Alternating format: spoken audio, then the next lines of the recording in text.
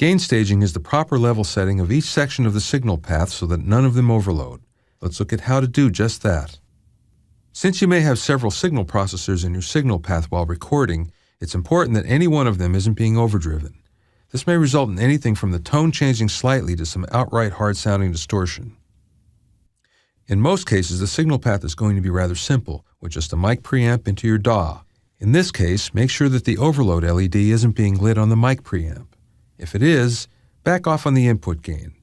If it's still overloading, engage the attenuator pad and readjust the input gain control. The next thing to check is your DAW. Is the level too hot? If so, back off the trim control if there is one until the level reads about -10 dB. If your DAW doesn't have a trim control, then decrease the output level of the microphone preamp until the DAW level reads about -10.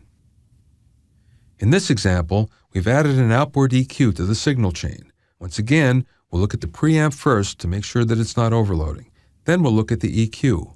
If an overload LED is lit, then either back off of the EQ's input gain control if it has one, or the preamp's output gain control if it has one. The ideal setting for both is about half to 3/4 of the way up. If both devices look like their settings are in the right position, then check your DAW levels as before.